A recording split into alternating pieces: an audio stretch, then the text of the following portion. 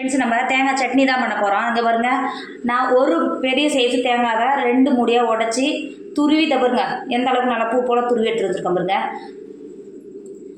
அது கூடவே 3 table spoon பொட்டுக்கடலை, ஒரு 7-8 சின்ன வெங்காயம், ஒரு 6 பச்சை மிளகா, 5-6 பல்லு பூண்டு, ஒரு சின்ன துண்டு இஞ்சி.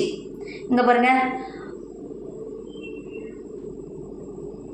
ஒரு சின்ன துண்டு புளி எடுத்து வச்சுருக்கா உருண்டைங்க. பார்த்தீங்கன்னா ரொம்ப அரை நெல்லிக்காயோட சின்னதாக இருக்குது பாருங்கள். இந்த அளவுக்கு போதும். ஒரு அரை துண்டு இங்கே பாருங்கள்.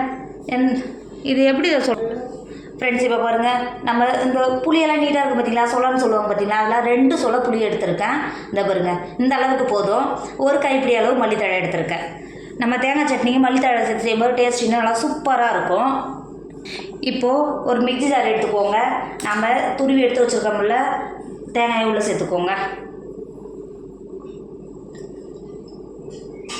தேங்காவை சேர்த்துட்டு அது கூடவே நம்ம எடுத்து வச்சுருக்கிற பச்சை மிளகா சேர்த்துக்கோங்க,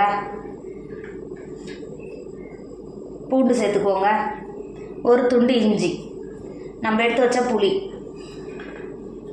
சின்ன வெங்காயம் சேர்த்துக்கோங்க, 3 டேபிள் ஸ்பூன் பொட்டுக்கடலை சேர்த்துக்கோங்க. இப்போ 1 டேபிள் ஸ்பூன் சட்னிக்கு உப்பு சேர்த்துக்கோங்க. அது கூடவே 1/4 கப்பு தண்ணி சேர்த்து கொடுத்துக்கோங்க. தண்ணி சேர்த்துட்டு மிக்ஸி மூடி போட்டு நல்லா அரைச்சி எடுத்துக்கோங்க. ஃப்ரெண்ட்ஸ், நம்ம அரைச்சி எடுத்தது இந்த அளவுக்கு இருக்கணும். இப்போ எப்படி இருக்குது பாருங்கள். இப்போ நம்ம ஏற்கனவே எடுத்து வச்சுருக்கோம்ல மல்லித்தழை ஒரு கைப்பிடி அளவு அது உள்ள சேர்த்துக்கோங்க. சேர்த்துட்டு பல்ஸ் மூடில் 2 வாட்டி அரைச்சி எடுத்துக்கோங்க. பல்ஸ் மூடில் ஒரு 2 வாட்டி அரைச்சிக்கோங்க. மல்லித்தழை சேர்த்துட்டு மிக்ஸி மூடி போட்டு பல்ஸ் மூடில் 2 வாட்டி கொடுத்து எடுத்துக்கோங்க. ஃப்ரெண்ட்ஸ், நம்ம அரைச்சது இந்த அளவுக்கு இருக்கணும். பல்ஸ் மூடில் கொடுத்து எடுத்திங்கன்னா அதை பார்த்தீங்களா மல்லித்தழை அப்படி மேலே லைட்டாக தெரியுது பாருங்கள். அந்த மாதிரி இருந்தால் தான் சட்னி இன்னும் நல்லா டேஸ்ட்டாக இருக்கும். இப்போ இது வேறு ஒரு நம்ம அரைச்ச சட்னியை ஒரு பவுலில் மாற்றிக்கோங்க.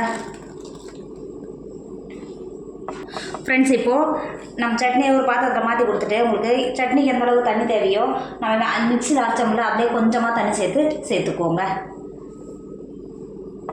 தண்ணி சேர்த்து கொடுத்துட்டு நல்லா கலந்து கொடுத்துக்கோங்க. கலந்து கொடுத்துட்டு சட்னிக்கு இப்போ ஒரு தாளிப்பு ரெடி பண்ணிக்கோங்க.